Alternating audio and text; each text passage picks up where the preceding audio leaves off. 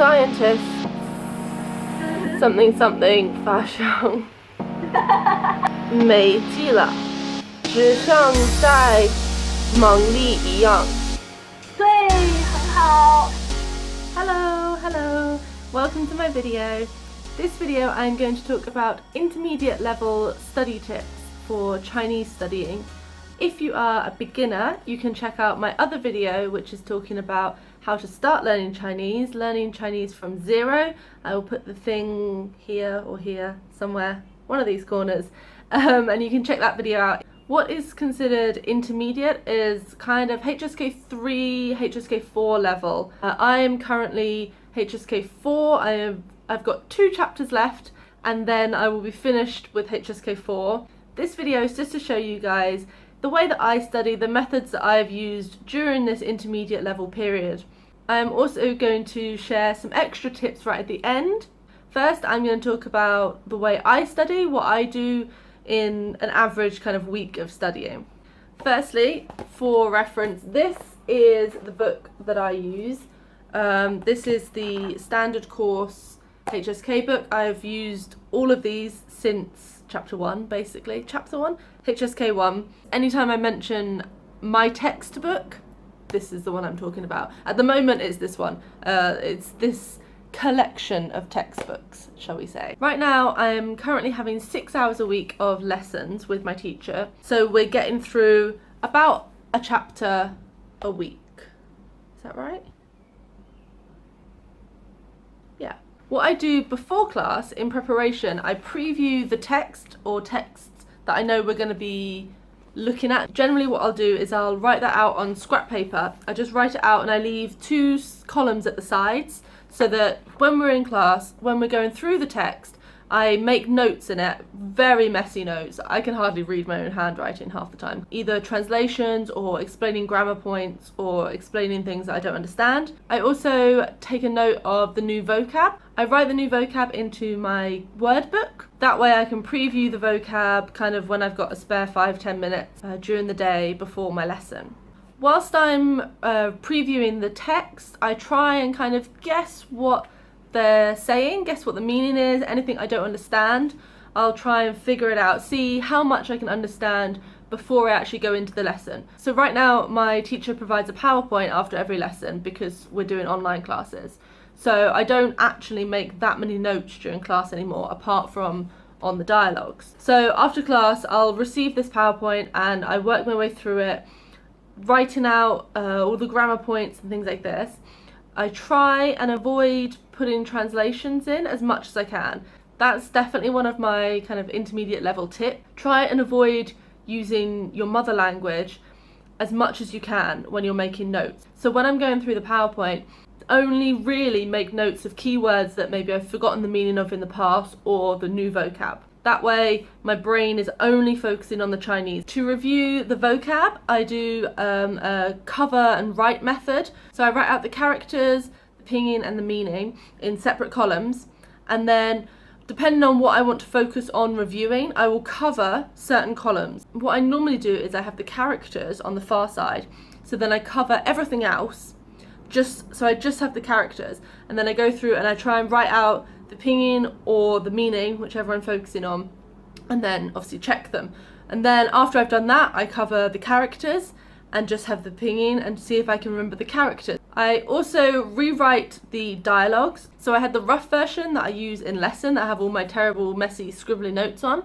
I then write them up again into my notebook, again with the column on either side. So I write the notes out, normally making a little bit more sense because they don't always make sense when I write them in class. This also gives me an opportunity to see if there's any other parts that I missed in class that maybe I don't understand, and also to highlight any vocab that is not key vocab but vocab that I've forgotten. I also take the dialogues and then I would do like a self-translation of the dialogues. In the HSK 4 textbooks there is no English translations. So what I like to do is then to check my understanding of it is to write out the translation, what I would translate it as, and then have a friend or someone online or my teacher just check it and check that it makes sense and that I'm kind of on the right path. So that was a kind of basic overview of the study methods that I use for my Chinese class materials. Other things that I do, these are some more tips that I have for you guys. The first one is in regards to speaking. Now, I know a lot of people, including myself, find speaking the hardest part, the most terrifying part, the most daunting part. What I do this all the time, I talk to myself. Like, you just have to talk, and if you've got no one to talk to yourself. Obviously that way you don't get any corrections, but it is so helpful in noticing where your vocab gaps are, noticing the parts that you struggle with, the sentences you're struggling to form. That way you can make a mental note of that and then go and check that out next time you're studying. For example, if I'm doing my daily activities, I'm in the kitchen, I'm cooking, I don't actually know the word for kettle. That's something, I still don't know that word actually, I need to look that up. Made a mental note of that. Things like this, you notice the areas that you're lacking and then you can go away and you can study those. My next tip is to try and get as much reading in as you can. Try and when you're reading, read aloud as well, because again, you're practicing the speaking and that's really important. For reading books, I would recommend trying to find like kids' stories in Chinese. That's what I've been doing recently. I have like Bambi and The Wizard of Oz. These books are great because the stories are relatively simple, especially if they're a story that you already know the storyline of. For reading practice, you can also check out apps like Du Chinese and Chairman's Bao, which are both apps that focus on reading. They have stories, news articles, things like this. TV shows are also great for intermediate level because by this stage you're at a level where you can understand most of what's going on. You can at least get the gist of what's happening. Also, TV shows generally have subtitles in Chinese. So if you don't necessarily understand what you're hearing, you can maybe understand it from reading. I know I'm like this. My reading is much better than my listening.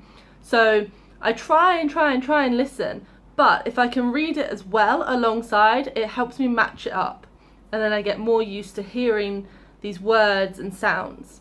This next tip is kind of daunting, but like I mentioned before, this is what I do with my notes from my class, is I try and avoid using English and I try and avoid using pinyin as much as possible. So I only really write the pinyin for words that are new, the new vocab, and words that I can't remember. And the last tip, and this is a major one, and it goes for all levels, but I think especially at intermediate level, to avoid that kind of intermediate level plateau that a lot of people suffer with, is to really focus on putting what you've learned into action. Take all that new grammar that you've learned, take that new vocab that you've learned and use it. Not only does it help cement it in your brain, but it also feels like you're really getting somewhere then. When you realise that actually you can have full conversations with people if you use this vocab and this new grammar, it's so rewarding. It's such a good feeling, honestly.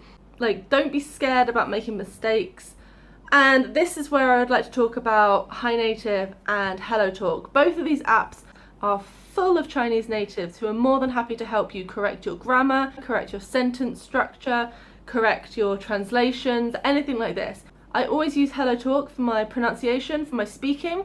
You can record small audio clips and post them as like a moment, and then have natives help you correct your pronunciation, help correct your tones. That's what I always get picked up on because my tones are terrible. Then also you can learn some more kind of colloquial ways to say things, more natural sounding ways to say things. So those were my main study tips for intermediate level, and also a breakdown of what I do to study.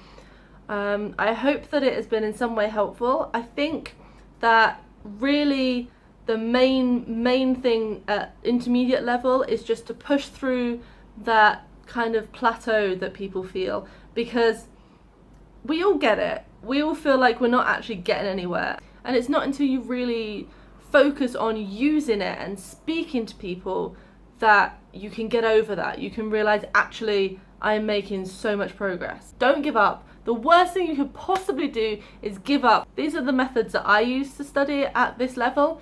I would love to hear any other tips that you guys have. If you guys are also at intermediate level, leave your ideas, your methods down below, and I'm sure it'll help everyone, not only me, it'll help everyone reading. I hope sharing my method with you guys has helped. I hope that we can all get through this intermediate level together, and sooner or later we'll all be fluent. If you guys are interested in the apps or the books that I use, you can check out some of my other videos. I have one talking about all the apps and TV shows that I like to use to study, and also my bookshelf tour that talks about my favourite textbooks. So I hope this has been helpful for you guys, and I'll see you next time. Bye bye! After my lesson I will preview, no I won't. For reading practice, also you can check out apps like Dual Chinese. I hate ending videos, I never know what to say. Bye!